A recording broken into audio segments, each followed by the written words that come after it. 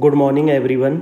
आज का द हिंदू हम स्टार्ट करते हैं। पहला आर्टिकल रिलेटेड है पीएम विश्वकर्मा योजना से। जैसा कि हमने पहले भी पीएम विश्वकर्मा योजना के बारे में डिस्कस किया है जब इसे लॉन्च करने वाले थे, तो मैंने आपको पीएम विश्वकर्मा योजना के बारे में बताया था कि पीएम विश्वकर्मा योजना आर्टिसंस के स्किल को इम्प्रूव करने के लिए है, ठीक है। और अदर चीज़ मैंने फोकस करने को कहा था कि यही स्कीम जो है क्रेडिट फैसिलिटी प्रोवाइड करेगी, ठीक है। ये मेजर पॉइंट है कि पीएम विश्वकर्मा योजना स्किल डेवलपमेंट तो करेगी ही करेगी, उसके अलावा क्रेडिट फैसिलिटी भी इसके द्वारा प्रोवाइड की जाएगी ताकि ज़्यादा से ज़्यादा स्किलफुल हमारे आर्टिसन डेवलप हों और उनकी रोज़मर्रा की ज़िंदगी में इम्प्रूवमेंट आए, ठीक है। तो इस स्कीम को डिस्कस करेंगे हम आगे। और आज का जो मोस्ट इम्पॉर्टेंट आर्टिकल है वो नाविक से रिलेटेड है। तो नाविक से हमने रिलेटेड कुछ नोट्स प्रिपेयर किए हैं आपके लिए जो बहुत इंपॉर्टेंट है, वो डिस्कस करेंगे। New parliament to host session from tomorrow, मतलब आज से एक स्पेशल सेशन ऑर्गेनाइज हो रहा है सितंबर 18 से 22 तक। तो ये स्पेशल सेशन मैंने आपको बताया था कि स्पेशल सेशन का कॉन्स्टिट्यूशन में जिक्र है या नहीं है, आरपीए एक्ट से कैसे रिलेटेड है, हमने इसको ऑलरेडी डिस्कस किया है। आगे भी हम इसे आपको दोबारा से डिस्कस कर देंगे। कावेरी रो तो चली रही है, आपको पता है ये कावेरी डिस्प्यूट चल रहा है। कर्नाटका ज़्यादा पानी इशू करना नहीं चाहता है क्योंकि अपर रेपेरियन स्टेट है, जबकि तमिलनाडु को बहुत पानी की ज़रूरत है। और मानसून में जो अनइवननेस है, जो टॉरेंशियल रेन हो रही है जिससे बहुत सारे लॉसेस हो रहे हैं, उससे ये चीज़ बहुत ज़्यादा इम्पॉर्टेंट है। तो हम जो इम्पॉर्टेंट मोस्ट इम्पॉर्टेंट आर्टिकल जो हमने मिंट से लिया है उसको डिस्कस कर लेते हैं। देखिए ये आर्टिकल बहुत इम्पॉर्टेंट है, नाविक से रिलेटेड। क्या है? पहली बात, नाविक आपको पता होना चाहिए, ये है navigation with Indian constellation. Navigation with Indian constellation, ठीक है। नेविगेशन विद इंडियन कॉन्स्टेलेशन ये हमारे सैटेलाइट हैं। ये बिल्कुल जीपीएस की तरह वर्क करेगा। जैसे आज हम जीपीएस से कहीं भी लोकेशन जाते हैं, जैसे दिल्ली से हम दिल्ली के अंदर करोल बाग से लेकर जनकपुरी जाना चाहते हैं तो हम गूगल पे डालते हैं, तो गूगल हमें एक रूट दिखाता है और हमारी लोकेशन को साथ साथ लेके चलता है। इसी तरह से नाविक में दो तरह के मॉडल होंगे। एक स्टैंडर्ड मॉडल होगा जो आम लोगों को प्रोवाइड किया जाएगा, एक स्ट्रेटेजिक मॉडल होगा जो केवल आर्मी पर्सनल को प्रोवाइड किया जाएगा। तो यहाँ पर एक चीज़ आप देख लीजिए, जो कंटेक्स्ट है वो कह रहा है कि नाविक को स्मार्टफोन में मैंडेटरी कर दिया जाएगा 2025 तक, ठीक है। 2025 तक नाविक को मैंडेटरी कर दिया जाएगा। तो ये कंटेक्स्ट है। तो हम नाविक के बेसिक डिस्कस कर लेते हैं। लास्ट टू लास्ट ईयर नाविक से रिलेटेड क्वेश्चन पूछा था, उसमें एक पॉइंट जो था वो ये था कि नाविक में 7 सैटेलाइट हैं जो 3 जियो सिंक्रोनस, जो 3 जियो स्टेशनरी ऑर्बिट में है और 4 जियो सिंक्रोनस ऑर्बिट में। तो ये उसका पॉइंट एकदम ठीक था, मतलब राइट पॉइंट था। तो ये चीज़ यहाँ पर इम्पॉर्टेंट हो जाती, कौन सी चीज़ हम किस तरह पढ़ते हैं। तो पहला पॉइंट क्या है कि नाविक की रेंज जो है 1500 किलोमीटर। आप यहाँ देख लीजिए, ये नाविक की रेंज बताई गई है, 1500 किलोमीटर तक इसकी रेंज है, वहाँ तक ये कवर करेगा। 7 सैटेलाइट लॉन्च किए गए हैं, 3 जियो स्टेशनरी और 4 जियो सिंक्रोनस। मैंने आपको पहले भी बताया है जियो स्टेशनरी, जियो सिंक्रोनस और सन सिंक्रोनस में डिफरेंस। मैं आपसे एक बार फिर से डिस्कस कर लेता हूँ। देखो, जियो स्टेशनरी ऑर्बिट क्या होते हैं। मान लीजिए ये हमारी अर्थ है और ये इसका इक्वेटर है। तो जब सैटेलाइट यहाँ लॉन्च किया जाता है तो ये मान स्टेशनरी जो होता है वो इक्वेटर के साथ साथ चलता है। ऐसे आपके इक्वेटर के साथ साथ स्टेशनरी ऑर्बिट चलेगा, ऐसे चलेगा, ये स्टेशनरी होगा इक्वेटर पर फोकस करते हुए। अब जियो स्टेशनरी है, देखो जियो का तो मतलब हो गया अर्थ, स्टेशनरी का मतलब हो गया एक ही जगह फोकस करेगा ऑलवेज। मतलब अगर ऐसे यहाँ चल रहा है तो ये पृथ्वी भी ऐसे घूम रही है, तो जब जहाँ पृथ्वी है, मान लो दिल्ली है ये और ये हमारा सैटेलाइट, तो दिल्ली अगर कुछ एंगल मूव हुआ, मान लो दिल्ली यहाँ पहुँच गया, तो हमारा सैटेलाइट भी यहाँ पहुँच जाएगा। तो ये एक ही जगह फोकस करते हैं, जियो स्टेशनरी और जियो सिंक्रोनस। जियो सिंक्रोनस क्या है? वो सिंक्रोनाइज होता है, बस थोड़ा सा टिल्टेड एंगल होता है, ठीक है। जबकि मैंने आपको बताया सन सिंक्रोनस क्या होते हैं, वो सन के साथ सिंक्रोनाइज होते हैं, वो पृथ्वी में एक समय में एक ही जगह फोकस करते हैं। मान लो 4 बजे दिल्ली में फोकस कर रहा है तो 5 बजे आगरा में फोकस कर रहा, 6 बजे मध्य प्रदेश में फोकस कर रहा। तो ये same time same day same जगह होंगे, मतलब ये खासियत है सन सिंक्रोनस की, same time same place same time same place होंगे, मतलब हर दिन एक ही जगह होंगे, हर टाइम पर अलग अलग टाइम पर अलग अलग जगह होंगे। और जबकि जियो स्टेशनरी एवरी टाइम, मतलब हर टाइम एक ही जगह होंगे। तो ठीक है, तो मैंने आपको ये चीज़ बताई कि इसमें नाविक में 7 सैटेलाइट है, ठीक है। इसको लॉन्च किया गया था इसरो के द्वारा 2018 में, ठीक है। ये चीज़ आप जान लीजिए, ये 2018 से ऑपरेशनल हो गया है। अभी इसके ट्रायल चल रहे हैं, पब्लिक ट्रायल अभी इसके कुछ नहीं इशू किए गए हैं सॉरी, गवर्नमेंट की तरफ से बहुत ज़्यादा ट्रायल इसके द्वारा चलेंगे। और इसको रिकॉग्नाइज किया है इंटरनेशनल मैरी टाइम ऑर्गेनाइजेशन ने, ठीक है। ये चीज़ इंपॉर्टेंट है, इंटरनेशनल मैरी टाइम ऑर्गेनाइजेशन ने इसको रिकॉग्नाइज किया है, ये चीज़ आप जान लीजिए। क्योंकि मैरी टाइम ऑर्गेनाइजेशन ने रिकॉग्नाइज करने से क्या फ़ायदा होगा, देखो जब सेलर समुद्र में चलते हैं, मान लो सी है ये, और सेलर समुद्र में चल रहे हैं, तो इनके पास एक नेविगेशन डिवाइस होती है, इसीलिए इसे नेविगेटर कहते हैं। तो नेविगेशन डिवाइस बताती है सेलर कहाँ पर है सी में। तो जब ये रिकॉग्नाइज कर लिया गया है तो इससे पता चलता है इसका स्टैंडर्ड और बढ़ गया है, ठीक है।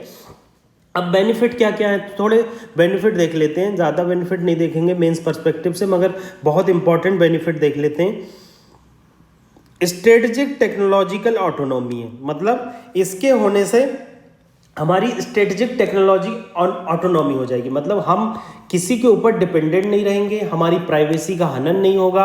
इन फ्यूचर हम अपना जीपीएस सिस्टम यूज़ करेंगे, हम पब्लिक की location, foreign data American GPS को नहीं देंगे, ठीक है। इनहेंस एक्यूरेसी एंड रिलायबिलिटी, धीरे धीरे एक्यूरेसी इनहेंस होगी और रिलायबिलिटी भी पब्लिक की बढ़ेगी, ठीक है।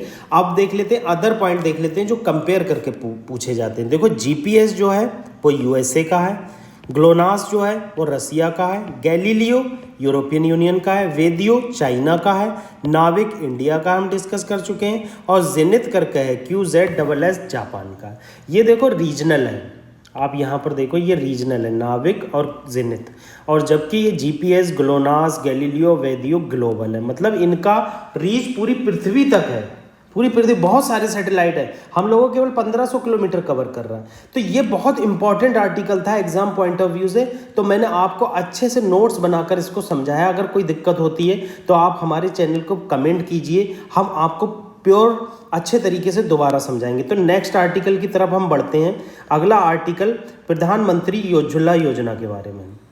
देखो प्रधानमंत्री उज्ज्वला एक दिन फ्रंट पेज पर आई थी, तो मैंने आपको बताया था कि प्रधानमंत्री उज्ज्वला योजना जो है रूरल एरिया के लिए तो है ही, उसके अलावा डिप्राइव्ड हाउस होल्ड के लिए आपको ये सर्च करना है कि ये अर्बन एरिया को बेनिफिट प्रोवाइड करती है।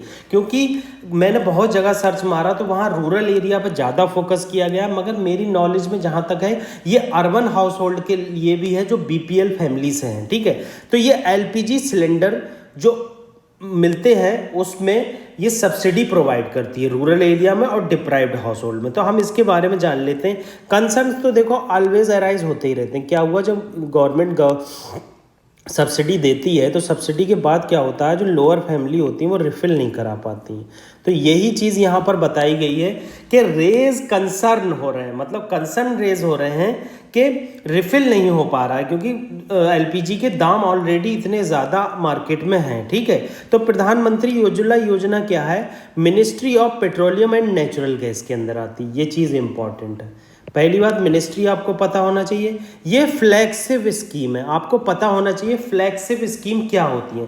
देखो फ्लैगशिप स्कीम वो स्कीम होती हैं जो सोशल सेक्टर में इंपॉर्टेंट क्राइसिस को टैकल करती हैं। देखो मैं बता देता हूँ आपको, flagship scheme most important scheme होती हैं जो एड्रेस करती हैं हमारे सोसाइटी में मेजर चैलेंजेस को, जैसे हेल्थ हो गया, एजुकेशन हो गया, इरिगेशन हो गया, ठीक है।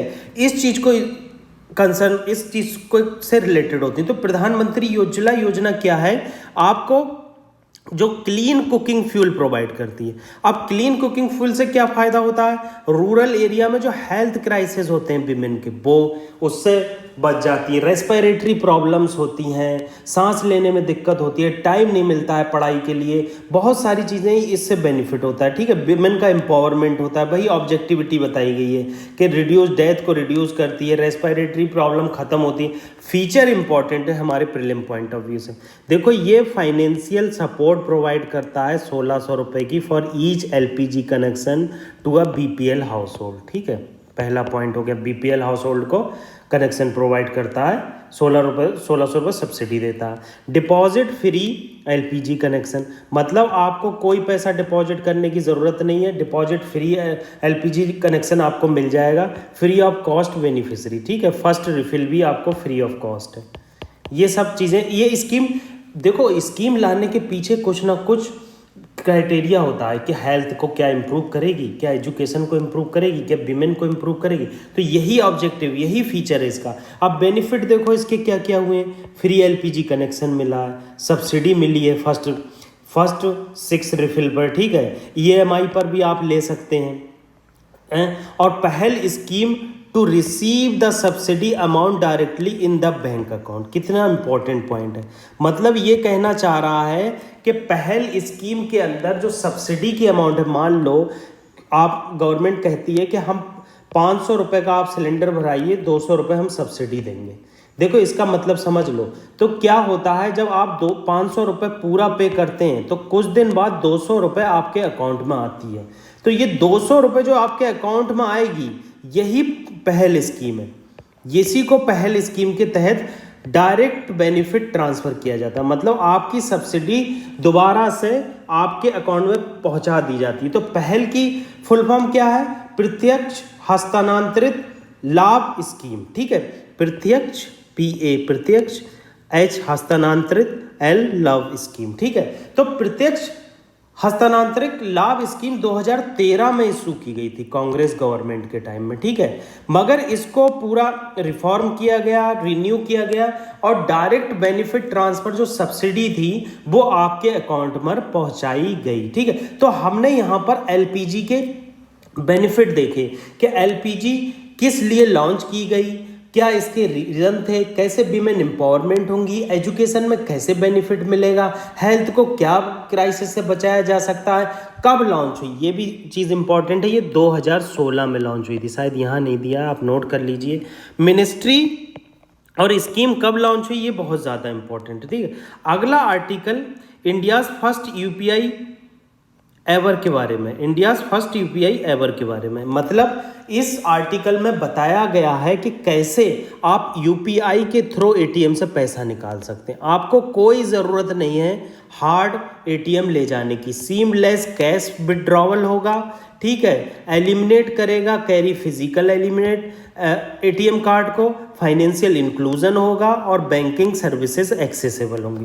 देखो कोई भी यूपीआई स्कीम आती है, ठीक है, कोई यूपीआई स्कीम आती है या फिर कोई भी फाइनेंशियल इंक्लूजन स्कीम आती है, उसका मेन मोटिव होता है ऑल एरियाज़ को बैंकिंग सर्विसेज प्रोवाइड करना। और इससे क्या होता है, गवर्नमेंट को टैक्स बेनिफिट होता है, टैक्स इवेजन बचता है, टैक्स कोई चोरी बचती है। ठीक है, तो ये सब चीज़ें जो होती हैं वो फाइनेंशियली इंक्लूजन करने के लिए होती हैं। देखो यहाँ पर एक इम्पॉर्टेंट पॉइंट है जो यूपीएससी पूछ सकती है, ATM is a white level ATM developed in collaboration with NPCI. कल हमने national payment corporation of India के बारे में डिस्कस किया था। हमने डिस्कस किया था कि एनपीसीआई बनाया गया था RBI and Indian bank association के द्वारा। इसका एक्ट जो है रीसेटलमेंट एक्ट करके ये एक्ट आया था, रिटेल एंड रीसेटलमेंट एक्ट करके 2007 में, और ये एज अ कंपनी रजिस्टर्ड है कंपनी एक्ट 2013 में। हमने ये सब चीज़ें देखी थी एनपीसीआई के बारे में। हमने देखा था कि एनपीसीआई कैसे रिटेल पेमेंट को कवर करता है, कैसे उसने यूपीआई ला कर रिवॉल्यूशन ला दिया, कैसे सिंगापुर ने उसको एक्सेप्ट किया, ये सब चीज़ें हमने कल डिस्कस की थी। अब मैंने यहाँ इंपॉर्टेंट चीज़ आपको जो बताने वाला हूँ वो ये चीज़ इंपॉर्टेंट है कि ये वाइट लेवल एटीएम क्या होते हैं। देखो, वाइट लेवल एटीएम कहते हैं उन एटीएम को जो बैंक के द्वारा स्पॉन्सर्ड नहीं किए जाते हैं, ठीक है। ये एटीएम जो होते हैं वो न्यू कैटेगरी के एटीएम होते हैं जो ब्रांडेड नहीं होते हैं बैंक के द्वारा, ठीक है। तो ये चीज़ आप नोट कर लेना। वाइट लेवल एटीएम मैंने आपको बताया, एनपीसीआई के बारे में मैंने बताया कि कंपनी भी रजिस्टर्ड है और एज अ स्टेचुटरी बॉडी भी है, किसने इसे स्टेबलाइज किया, ये सब चीज़ें हमने देखी आज के आर्टिकल में। बहुत इंपॉर्टेंट डिस्कशन था। आप हमारे चैनल को ज़्यादा से ज़्यादा सब्सक्राइब कीजिए, लोगों में शेयर कीजिए। हम इसको बनाने में बहुत मेहनत करते हैं। आप हमारे चैनल पर day to day PDF download कर सकते हैं, उससे नोट्स बना सकते हैं। Thank you very much.